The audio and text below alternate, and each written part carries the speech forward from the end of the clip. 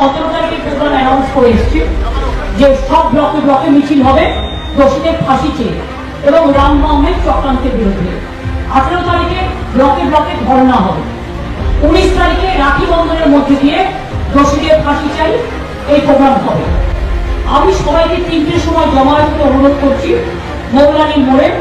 ওখান থেকে আমি সব মা বোনদের আসতে এবং ভাইদেরও আসতে এবং যারা এই ব্যাপারটা প্রতিবাদ করছেন রাজনৈতিক চক্রান্তে না দিয়ে, রাজনৈতিক ছবলে কামড় না দিয়ে সঠিক অর্থে ফাঁসি হোক দোষীদের এবং আগামী রবিবারের মধ্যে সিবিআইকে ফাঁসি ব্যবস্থা করতে হবে এবং পুরোপুরি তদন্ত